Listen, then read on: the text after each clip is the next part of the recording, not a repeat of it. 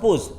अगर एक प्रॉपर्टी किसी को एंसेस्ट्रल रूप से मिल रही है और उस एंसेस्ट्रल प्रॉपर्टी में कभी फ्यूचर में गिफ्ट डीड हो गई, सेल डीड हो गई या वो ट्रांजेक्शन हुआ तो क्या होगा? तो उस कंडीशन के अंदर वो प्रॉपर्टी का नेचर एंसेस्ट्रल से कन्वर्ट होके सेल्फ एक्वायर्ड में बन जाएगा। यानी अगर मेरे परदादा से मुझे कोई प्रॉपर्टी मिली है वो एंसेस्ट्रल चल रही है, अब अगर मैं जीवन काल में मैं एक विल लिख देता हूँ और विल लिखकर मैं मेरे बेटे के नाम कर देता हूँ, तो वो जब मैं विल लिखूंगा और मेरे बेटे को वो प्रॉपर्टी मिलेगी तो वो एंसेस्ट्रल नहीं कहलाएगी, वो कहलाएगी अब उसकी सेल्फ एक्वायर्ड प्रॉपर्टी, क्योंकि किसी ने उसको गिफ्ट कर दी है, किसी ने उसको विल कर दी है।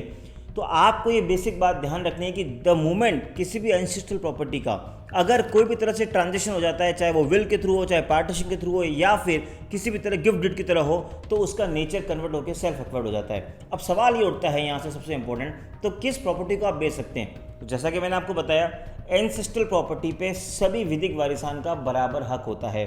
यानी अगर मेरे पिताजी के 2 बच्चे हैं तो उन दोनों बच्चों का बराबर अधिकार है, मेरे पिताजी और उनके भाई बहनों का भी अधिकार है और उनके पिताजी के पिताजी यानी दादाजी के भी सब भाई बहनों का अधिकार है, क्योंकि वो एंसेस्ट्रल प्रॉपर्टी है। लेकिन जो सेल्फ एक्वायर्ड प्रॉपर्टी होती है उस पर उसी का अधिकार होता है जो उसका मालिकाना हक रखता है, वो जिसको चाहे बेच सकता है। और एंसेस्ट्रल भूमि जो एंसेस्ट्रल प्रॉपर्टी होती है वो आप किसी को तब तक नहीं बेच सकते जब तक का सबका कंसेंट ना हो, जब तक सब भागीदार ना बने। इसलिए आपको ध्यान हो, मैंने अपने पुराने वीडियोज़ में आपको ये भी एडवाइस की थी कि जब भी आप कोई किसी से प्रॉपर्टी खरीदें, मेक श्योर वो उसकी सेल्फ एक्वायर्ड प्रॉपर्टी हो, ना कि एंसेस्ट्रल। अगर एंसेस्ट्रल है तो हाथ जोड़ के निवेदन कर रहा हूँ, सभी विधिक वारिसों का साइन लीजिए या उनको विटनेस बनाइए, क्योंकि कब किसी ने एक कोर्ट में केस डाल दिया तो आपकी प्रॉपर्टी पे स्टे हो जाएगा।